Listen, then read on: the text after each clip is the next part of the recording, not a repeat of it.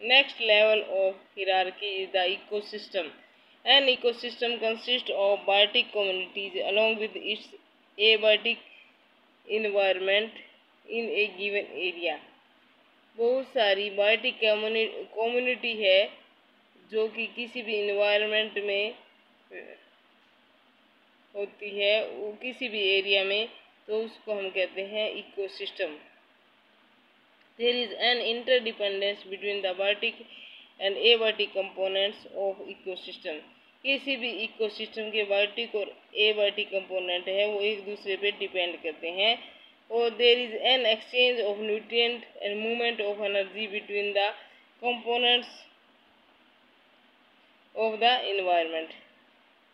Environment के component है biotic और एबायोटिक कंपोनेंट। बायोटिक हो गए all the organism, plant, animal, microbes, और एबायोटिक हो गए जैसे नॉन लिविंग, जैसे air, nutrient,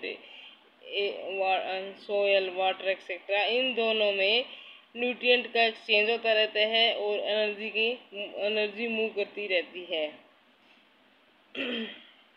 The biotic component are interlinked through food chain and food webs।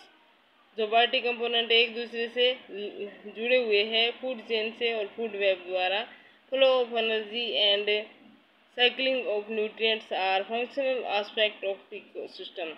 Energy flow करती रहती है और न्यूट्रिएंट है उनकी साइक्लिंग होती रहती है। मीन्स डेथ, प्लांट से जो है दूसरे ऑर्गेनिज्म लेंगे और वो ऑर्गेनिज्म को जो दूसरे ऑर्गेनिज्म है, जैसे कि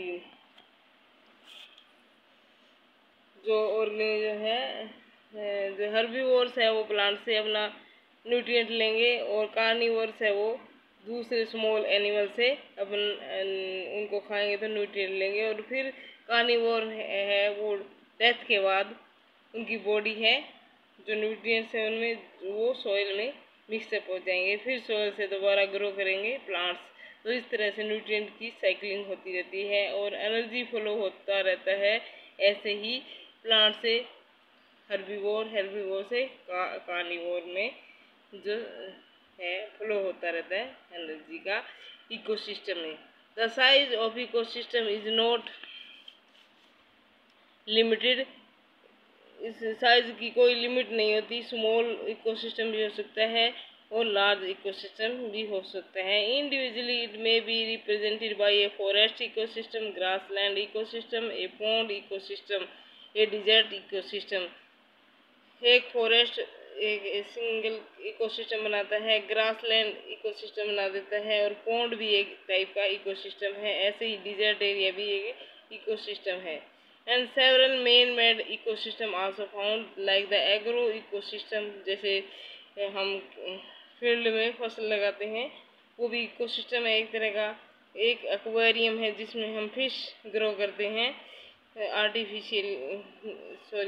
मैन मेड इकोसिस्टम में उसको हम एक्वेरियम कहते हैं। They are stable and self regulating system. वो स्टेबल होते हैं और अपने आप रेगुलेट करते रहते हैं।